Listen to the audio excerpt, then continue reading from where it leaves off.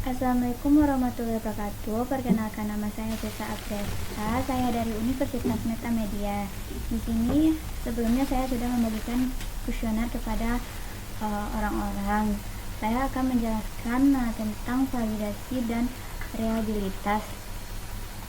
Baiklah, di sini saya sudah memiliki beberapa variabel dan memiliki 5 pertanyaan. Kita masuk ke data view-nya, masuk ke analyze.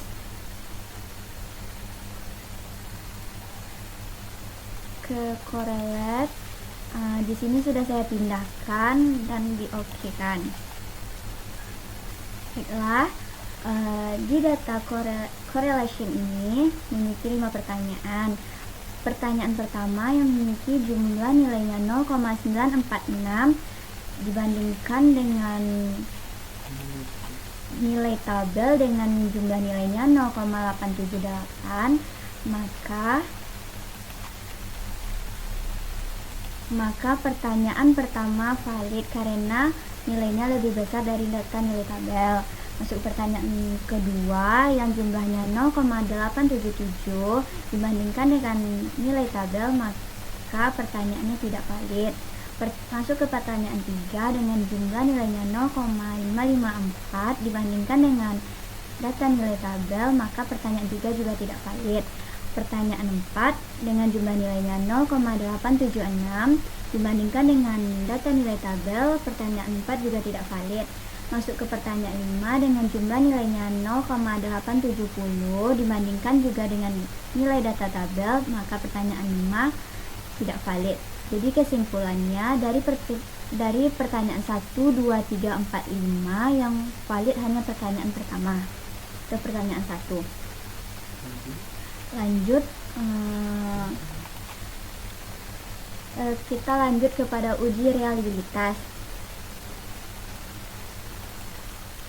Di sini sudah saya pindahkan, maka akan muncul reliability. Di sini tabel case processing summary. Jadi jumlah data kita kan 5 kuesionernya, maka pertanyaan ini sudah benar dan jumlah persen pun sudah 100, maka sudah benar. Masuk ke reliability statistik, Cronbach alpha-nya kan berjumlah 0,809 dibandingkan dengan data alpha reliability-nya 0,60, maka Cronbach alpha lebih besar dari alpha reliability. Maka kuesioner yang kita gunakan sudah benar dan reliabilitas. Selanjutnya kita akan melakukan uji T. Di sini saya sudah memasukkan data-datanya. Saya kembali ke analyze, lalu compare means, one sample t-test. Di sini saya sudah memindahkannya, lalu menekan OK. Dan muncullah tabel one sample statistik.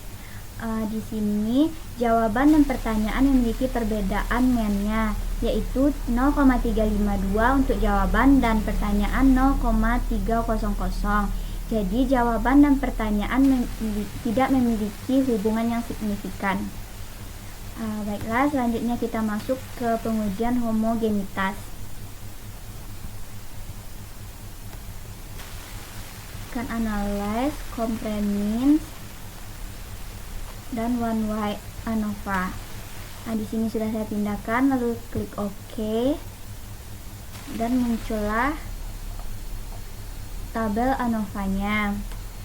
Di sini kita dilihat pada tabel ANOVA di tabel SIG yang berjumlah nilai 0,878 dibandingkan dengan alpha 0,05, maka SIG lebih besar dari alpha. Maka